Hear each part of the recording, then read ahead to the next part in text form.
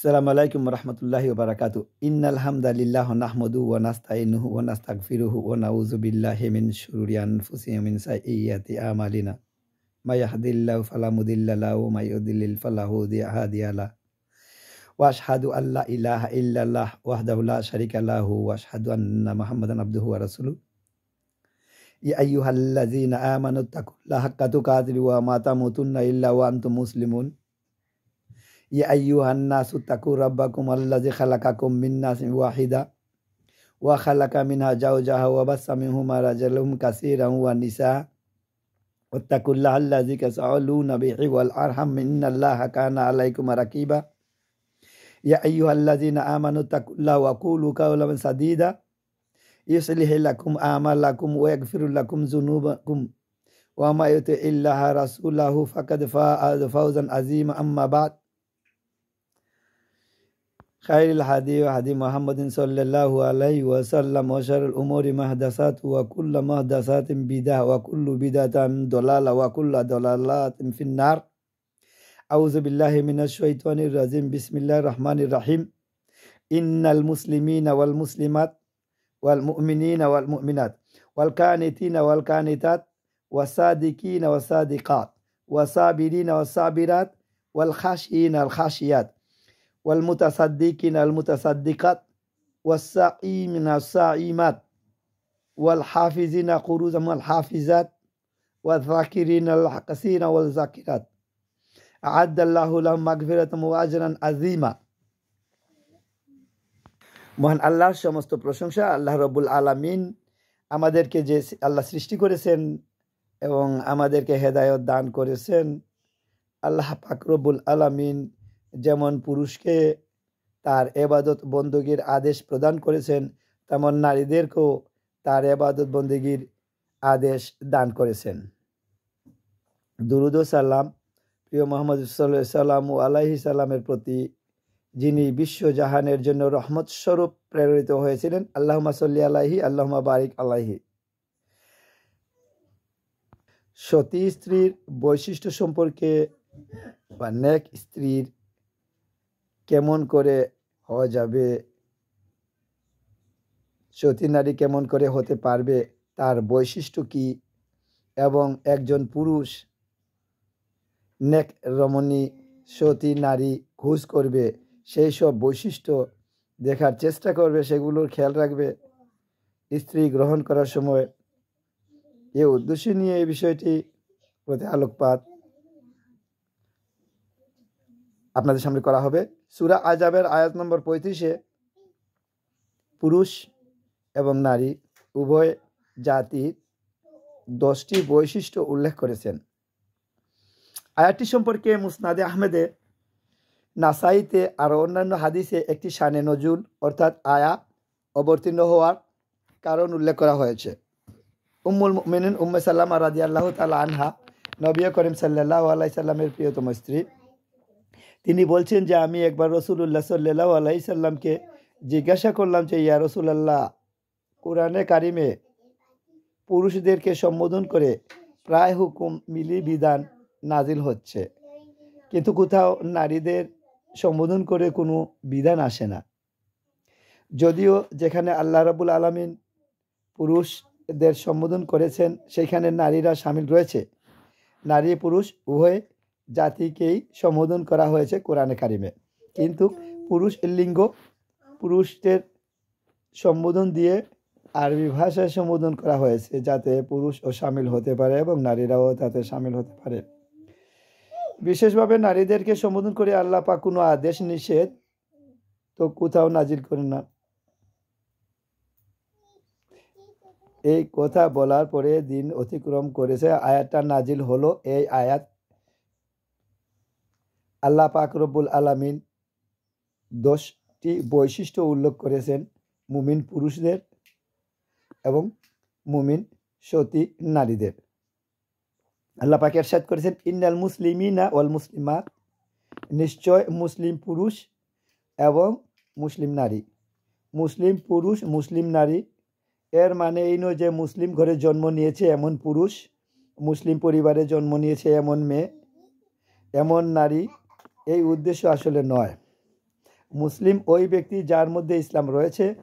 ইসলাম কাকে বলে? নবী করিম সাল্লাল্লাহু আলাইহি সাল্লামকে যখন জিবরাইল আলাইহিস সালাম একজন প্রশ্নকারীর রূপ ধারণ করে এসে মসজিদে নববীতে এসে উপস্থিত হলেন আর জিজ্ঞাসা করতে লাগলেন, ও ইসলাম ইয়া রাসূলুল্লাহ, তখন নবী করিম সাল্লাল্লাহু আলাইহি সাল্লাম বলেছেন, আল ইসলাম আন তাশহাদা আল্লা ইলাহা ইল্লাল্লাহ ওয়া আন্না মুহাম্মাদার রাসূলুল্লাহ ওয়া তুকিমিস সালাতা ওয়া তুতিজ যাকাতা ওয়া তাসুমু রমাদান ওয়া তাহজ্জুল বাইত ইন ইসতাতা'তা ইলাইহি ফি সাবিলিল্লাহ। ইসলামের 5টি স্তম্ভের কথা উল্লেখ করা হয়েছে। তাহলে মুসলিম ওই ব্যক্তি, মুসলিম পুরুষ ওই ব্যক্তি, মুসলিম নারী ওই ব্যক্তি, ওই নারীকে মুসলিম নারী বলা হবে যার মধ্যে 5টি ইসলামের স্তম্ভ রয়েছে, যার ইসলামের জীবনে 5টি স্তম্ভ রয়েছে। সাক্ষ্য প্রদান করা যে আল্লাহ ছাড়া কেউ সত্য মাবুদ নেই এবং মুহাম্মদ সাল্লাল্লাহু আলাইহি সাল্লাম আল্লাহর প্রেরিত রসুল, 5 ওয়াক্ত নামাজ কায়েম করা, পয়সা থাকলে যাকাত প্রদান করা, মাহে রমজানে রোজা রাখা, আর বায়তুল্লাহ হজ করা যদি শক্তি সামর্থ্য থাকে। তাহলে ধন সম্পদ যদি না থাকে তাহলে যাকাত, ধন সম্পদ যদি না থাকে তাহলে হজ নেই, কিন্তু কলিমার শাহাদত, সাক্ষ্য প্রদান করা, 5 ওয়াক্তের নামাজ কায়েম করা, মাহে রমজানের রোজা রাখা, এই প্রত্যেক মুসলিম নারী হোক আর পুরুষ তাদের ক্ষেত্রে আল্লাহর ক্ষেত্রে রব্বুল আলামিন ফরজ করেছেন। তো এই হচ্ছে মুসলিম নারী হওয়া বা মুসলিম পুরুষ হওয়া, যে আল্লাহ উল্লেখ করেছেন প্রথম বৈশিষ্ট্য ওয়াল মুমিনিনা ওয়াল মুমিনাত, এবং ইমানদার পুরুষ ইমানদার নারী। তো ইমানদার পুরুষ কাকে বলে, ইমানদার নারী কাকে বলে? ইমানের যে 6টি পিলার রয়েছে, 6টি স্তম্ভ রয়েছে তার মধ্যে থাকতে হবে, অর্থাৎ এই 6টি স্তম্ভের প্রতি বিশ্বাস থাকতে হবে। আনতুমিনা বিল্লাহি ওয়া মালাইকাতি ওয়া কুতুবি ওয়া রাসূলি ওয়াল ইয়াউমিল আখিরি ওয়াল কাদরি খাইরি ওয়া শাররি। ইমানের যে 6টি স্তম্ভ রয়েছে এই 6টি বিষয়ের প্রতি ইমান বিশ্বাস থাকতে হবে। আবার কেউ কেউ বলেন ওয়াল বাসি বাদাল মউত। আচ্ছা, যদি তার একটি অতি বিশ্বাস না থাকে তাহলে সে মুমিন নয়।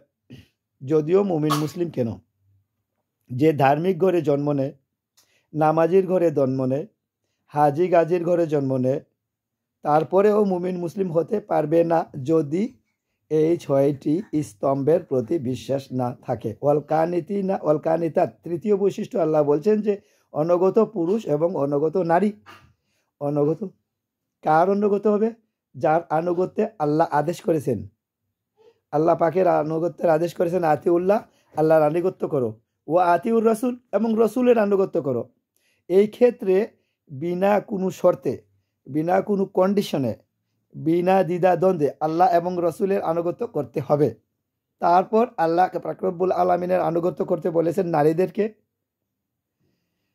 পুরুষদেরকে আনুগত্য করে বলা হয়েছে রাষ্ট্রীয় নেতা যারা ইসলামের আলোকে দেশ পরিচালনা করবে। আল্লাহ পাক ফরজ করেছেন নারী হোক আর পুরুষ তাদের আনুগত্য করা। নেতৃস্থানে ব্যক্তি ধারণ করা নারী বা পুরুষ জনসাধারণ তাদের উপরে ফরজ করা হয়েছে তাদের আনুগত্য করবে। এই রকমের উলামায়ে কেরাম যারা কোরআন সুন্নাহ মোতাবেক দিক নির্দেশনা দেবে তাদের আনুগত্য করা। সরাসরি কোরআন এবং হাদিস থেকে যেহেতু দিন গ্রহণ করতে নিতে পারবেন না, হয়তো 2-4 মসলা মসাইলার ক্ষেত্রে আপনি পড়ে শুনতে পারবেন, কিন্তু সব ক্ষেত্রে তো সিদ্ধান্ত নিতে পারবেন না, আপনার সিদ্ধান্ত নেওয়ার যোগ্যতা নয়। তাই কোরআন এবং তাই আলেমদের আনুগত্য করতে হবে। ছেলেমেয়েরা বা মায়ের আনুগত্য করা, অনুগত পুরুষ এবং অনুগত নারী হওয়া, এটি হচ্ছে 3য় বৈশিষ্ট্য যে আল্লাহ উল্লেখ করেছেন। ওয়াসাদিকিনা ওয়াসাদিকাত, সত্যবাদী পুরুষ এবং সত্যবাদী নারী। তাহলে সত্য কথা বলা, সত্য কথা লেখা, সত্য আচরণ করা, পুরুষ হোক বা নারী হোক, এই হচ্ছে একটি বৈশিষ্ট্য সতী নারীদের, সৎ পুরুষদের, অসাবিরিন অসাবিরাত, এবং ধৈর্যশীল পুরুষ ধৈর্যশীল নারী। ধৈর্য ধারণ করা, বিপদ আপদ আসলে ধৈর্য ধারণ করা, আল্লাহর দিনের অটল থাকার, আল্লাহর উপর অটল থাকার ধৈর্য ধারণ করা, সব দিক থেকে হিংসা বিদ্বেষ যত রকম দুষ্ত্রুটি এগুলা থেকে বেঁচে থাকা থেকে হচ্ছে ধৈর্য ধারণ করা। এই ধৈর্যের যে 3 প্রকার রয়েছে, যা ধৈর্য সম্পর্কে বিস্তারিত আলোচনা করা খাশিইন ওয়াল খাশিয়াত, এবং 6 নম্বরে আল্লাহর বৈশিষ্ট্য উল্লেখ করেছেন যে বিনয়ী পুরুষ বিনয়ী নারী। বিনয়ী হওয়া অর্থাৎ অহংকারী না হওয়া, বিনয়ী হতে হবে আল্লাহর সামনে। যে ব্যক্তি আল্লাহর সামনে বিনয়, সেই ব্যক্তি আল্লাহকে সেজদা করে 5 ওয়াক্ত নামাজ পড়ে আল্লাহর আদেশ নিষেধ জীবনের প্রতিটি ক্ষেত্রে বাস্তবায়ন করে। আর যে ব্যক্তি আল্লাহর বিরুদ্ধাচরণ করে, ইয়া রাসূলুল্লাহ সাল্লাল্লাহু আলাইহি ওয়াসাল্লামের নাফরমানি করে, সেই ব্যক্তি বিনয়ী নয়, সে নাফরমান, সে অহংকারী। আর সবচেয়ে বড় অহংকার হচ্ছে আল্লাহর পাকের সাথে অহংকার করা। তারপর অহংকার হচ্ছে রাসূল সাল্লাল্লাহু আলাইহি ওয়াসাল্লামের আদর্শের সামনে অহংকার করা, তা অমান্য করা, তা বাস্তবায়ন না করা, অবজ্ঞা করা। তাহলে মুমিন পুরুষের বৈশিষ্ট্য হচ্ছে, বা মুমিন নারীর বৈশিষ্ট্য হচ্ছে যে তারা বিনয়ী পুরুষ এবং বিনয়ী নারী হবে। ওয়াল মুতাসাদ্দিকিনা ওয়াল মুতাসাদ্দিকাত, 7 নম্বরে আল্লাহ পাক বলছেন দানকারী পুরুষ এবং দানকারী নারী। আল্লাহ পাক রব্বুল আলামিন ধন দৌলত দিয়েছেন, তার তো জাকাত তো দিবেন, কিন্তু জাকাত ছাড়াও যেখানে প্রয়োজন রয়েছে দান খয়রাত করতে হবে, গরিব মিসকিনকে, এতিম বিধবাকে, জনকল্যাণমূলক কাজে, মসজিদ মাদ্রাসা, ইসলামিক যে কোনো প্রতিষ্ঠানে, ইসলামের দাওয়াতের কাজে বা ইসলাম প্রচারের কাজে, এইভাবে যতগুলি নেক রাস্তা রয়েছে সেখানে দান খয়রাত করা। এটি হচ্ছে আরেকটি বৈশিষ্ট্য মুমিন পুরুষ এবং নারীদের। 8 নম্বর বৈশিষ্ট্য আল্লাহ পাক উল্লেখ করেছেন সাইমিন আর সাইমাত, সিয়াম পালনকারী পুরুষ অর্থাৎ রোজাদার পুরুষ ফরজ রোজা রাখে যা আবশ্যক, তারপরে নফল রোজাও রাখে, সুন্নত রোজাও রাখে, এবং সিয়াম পালনকারিনী নারী। এটি হচ্ছে সিয়াম পালন করা, রোজা রাখা, এটি হচ্ছে আরেকটি বৈশিষ্ট্য, 8 নম্বর বৈশিষ্ট্য। এই রোজা বা সিয়ামের বিধানের পরে, এই বৈশিষ্ট্যের পরে আল্লাহ পাক রব্বুল উল্লেখ করেছেন আল হাফিজিনা ফুরুজাহুম ওয়াল হাফিজা, এবং যারা লজ্জাস্থানের হেফাজতকারী সুরক্ষাকারী পুরুষ আর লজ্জাস্থানের হেফাজত সুরক্ষাকারিনী নারী। আল্লাহ পাক এখানে লজ্জাস্থানের হেফাজতের কথা বলেছেন। তাফসীরকারগণ বলেছেন যে রোজার পরে পরে সিয়ামের বৈশিষ্ট্য লজ্জাস্থানের সুরক্ষার কথা আল্লাহ উল্লেখ করেছেন। 10টি বৈশিষ্ট্যের মধ্যে 8 নম্বরে সিয়ামের কথা। নারী পুরুষ রোজা রাখবে তারা যদি তারা মুমিন হয়, এবং এটি হচ্ছে মুমিনের বৈশিষ্ট্য। তারপর আল্লাহ পাক লজ্জাস্থানের সুরক্ষার কথা উল্লেখ করেছেন। তাহলে সিয়ামের সাথে রোজার সাথে লজ্জাস্থানের হেফাজতের একটা ভালো সম্পর্ক আছে, একটা মজবুত সম্পর্ক আছে। আর এই সম্পর্কে তার নবী করিম সাল্লাল্লাহু আলাইহি সাল্লাম উল্লেখ করেছেন যে ইয়া মাশারাস শাবাব, হে যুবকরা, যারা বিবাহ শাদী করতে পারছো, ফালিয়াতা অবশ্যই বিয়ে করো। বিয়ে তোমাদের ইচ্ছাধীন নয়, বরং তোমাকে তাবিদ করা হয়েছে, আদেশ করা হয়েছে আল্লাহ এবং রসুলের পক্ষ থেকে। ফালিয়াতা জাওয়াজ, অবশ্যই বিয়ে করো, আদেশ সূচক। কারণ বিয়ে করলে কি হবে? ফাইন্নাহু আকরামুল বাসারু আহসান আল ফারজ, তাদের দৃষ্টি নত হয়ে যাবে, চোখের দ্বারা বেবিচার হবে না, চোখের জিনা হবে না, চোখ অন্যায় দিকে যাবে না। আর ওয়াহসানুল ফরজ, এবং লজ্জাস্থানের সুরক্ষা হবে। এখানে লজ্জাস্থানের হেফাজতের কথা বলা হয়েছে রোজার মাধ্যমে। রোজা রাখো, শুধু রমজানের রোজা না, বছরে 1 মাস রোজা রাখলে তা তো ফরজ, কিন্তু বছরে 1 মাস রোজা রেখে শুধু 11 মাস আপনার লজ্জাস্থানের হেফাজত হবে না। তাহলে প্রত্যেক মাসে কিছু কিছু রোজা সিয়াম হতে হবে ওইসব পুরুষদের, ওইসব যুবক বা যুবতীদের যাদের বিবাহ শাদী হয়নি, অথচ সাবালক সাবালিকা, অথবা বিবাহ শাদী হয়েছে কিন্তু স্বামী থেকে স্ত্রী দূরে আছে, স্ত্রী থেকে স্বামী দূরে আছেন। এই জন্য সিয়ামের সাথে সাথে লজ্জাস্থানের হেফাজতের কথা উল্লেখ করেছেন।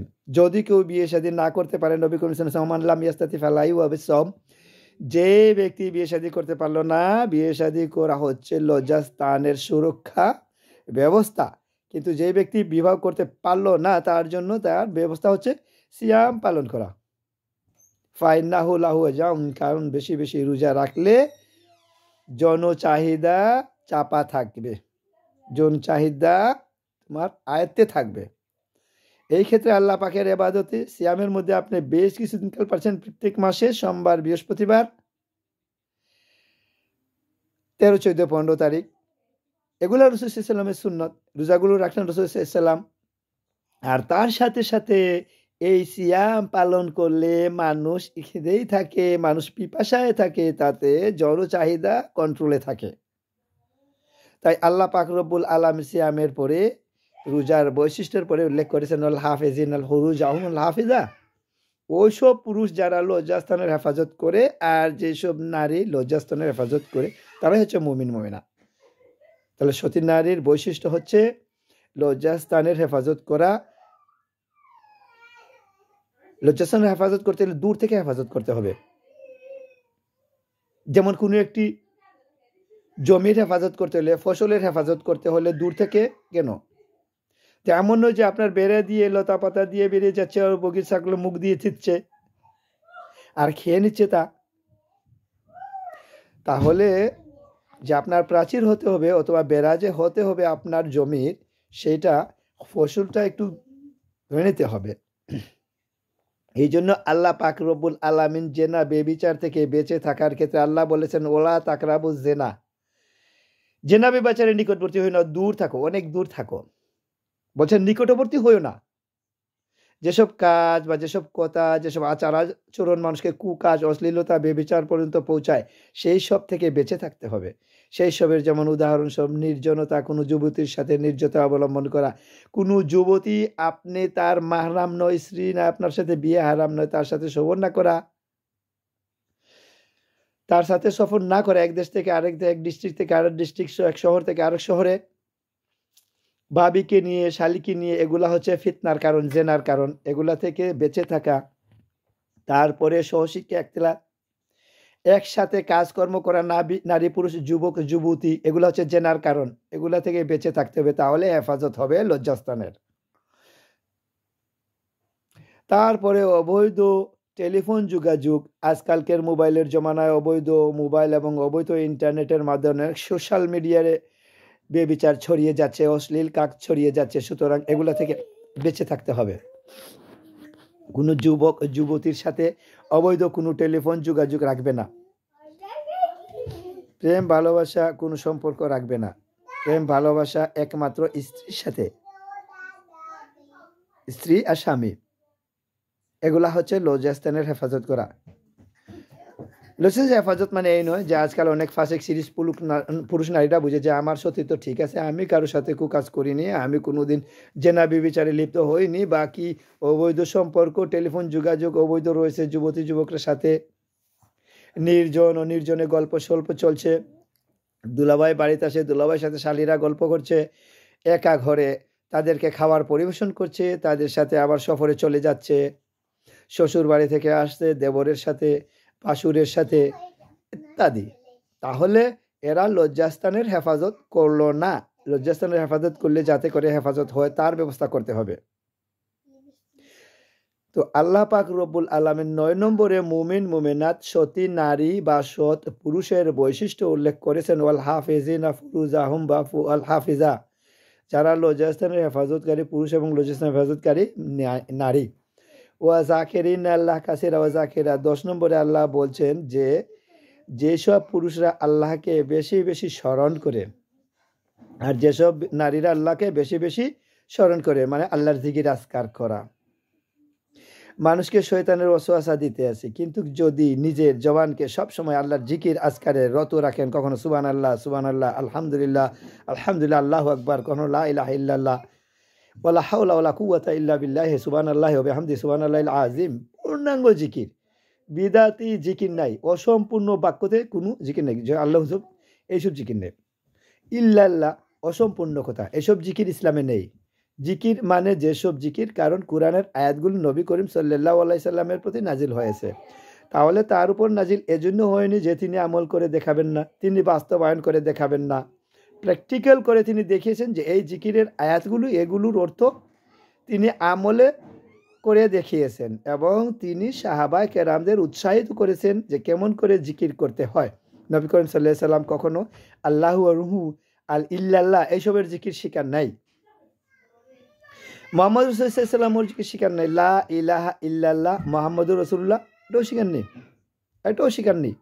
হ্যাঁ, যখন সাক্ষ্য প্রদান করবেন আপনি, তখন বলবেন আশহাদু আল্লা ইলাহা ইল্লাল্লাহ ওয়া আশহাদু আন্না মুহাম্মাদান রাসূলুল্লাহ বা মুহাম্মাদান আবদুহু ওয়া রাসূলুহু।